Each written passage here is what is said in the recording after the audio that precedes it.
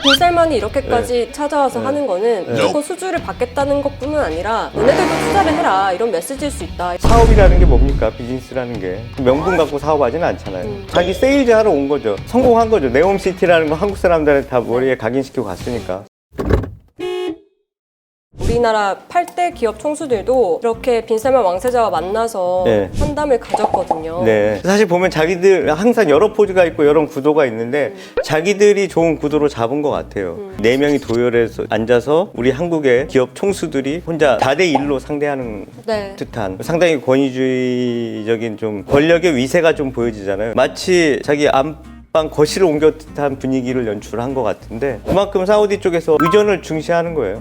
여기 사실 김동관 하나솔 사장이 이쪽에 맨 쪽에 앉아있지만 이분이 83년생이시니까 나이는 제일 어리죠. 네, 사우디 왕세자가 제일 어리네요. 그런데 지금 어쨌든 이렇게 기업들이 가서 어떻게 보면 러브콜을 계속 보내고 있는 모습처럼 보이거든요. 일부 또 재계 인사들은 이런 지적도 하더라고요. 사우디에서 600조를 다 풀어서 거기 네옴시티 같은 곳에 투자하는 건 아니다. 우리 기업들도 일부 투자를 해야 된다라는 얘기를 하더라고요. 그러니까 빈살만이 이렇게까지 남의 안방까지 찾아와서 하는 거는 무조건 수주를 받겠다는 것뿐만 아니라 너네들도 투자를 해라 이런 메시지일 수 있다 이런 얘기도 나오거든요. 엄청나게 큰 돈이잖아요. 670조면은 그 돈을 다 조달할 수는 없을 거고 그런 프로젝트를 열고 자기들이 마중물을 부을 테니 당신들이 와서 기술로 만들어주고 당신들도 거기에 뭐 예를 들면 투자할 수 있는 건 투자하라.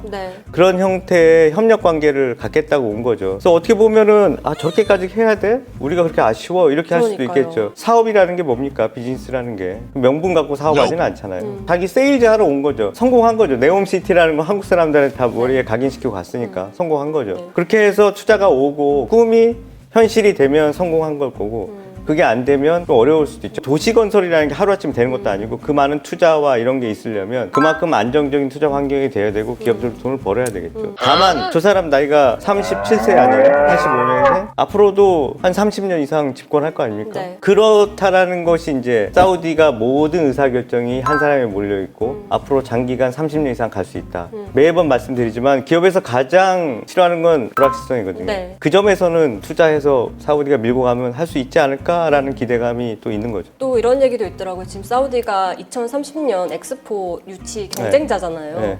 그러다 보니까 우리가 엑스포는 포기를 해야지 또 기업들이 많은 수주를 받지 않겠냐 이런 주장들도 있던데 선배님 이런 시각에 대해서 그건 경쟁은 경쟁이고 협력은 협력인 거죠. 냉정하게 분리해서 사고할 수도 있어야 돼요. 왜냐하면 이번에 개막식 때 보면 카타르하고 사우디는 단교까지 했어요. 근데 이번 개막식 때 사우디 이 빈살만이 카타르의 상징색인 자주색 이 띠를 두르고 갔잖아요. 사우디가 아르헨티나를 이기니까 카타르 국왕이 축전도 보내고 그 얘기는 뭐예요? 이게 영원한 적도 영원한 동지도 없고 경쟁은 경쟁이고 협력은 협력이죠. 그걸 우리가 경영학에서 해서 코피티션이라고 하는데 경쟁하다가 협력하면 또 다시 서로 절충할 수 있는 부분도 생기고 서로 같이 뭔가를 새로 만들 수 있는 것도 생길 거예요. 문재인 정부 때도 빈살만 왕세자가 2019년에 찾아와서 10조 원 규모의 MOU를 체결을 했었어요. 그런데 지금의 성과를 봤을 때 그중에 절반 정도만 사업이 진행됐다 이런 평가가 있거든요. MOU가 그런 거예요. MOU는 잘해보자라는 양해각서 수준이지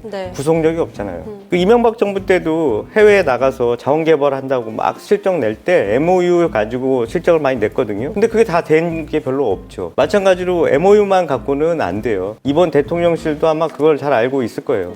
MOU 갖고만은 안 된다. 근데 이번에는 조금 분위기는 좀 다른가요? 과거와는? 근데 사업이라는 게 어디 하늘에서 감 떨어지지 뚝 떨어지지는 않잖아요. 만들어야 되겠죠. 리스크도 짚어봐야 되고 장밋빛 환상 가질 필요는 없는 거죠. 하지만 이런 경제 위기 속에서 매번 말씀드리지만 7, 80년대 오일 쇼크는 뭐예요? 오일값이 급등해서 생긴 거잖아요. 그때 돈을 버는 건 중동이고 오일머니가 있었잖아요. 그때 이제 한국에서 건설 노동자가 가서 오일머니를 벌었고 지금 중동이 다시 오일머니가 생기니까 이런 투자 인프라 프로젝트를 막 내놓는 거고 그래서 제2의 중동붐이라는 기대감이 그래서 생기는 거거든요.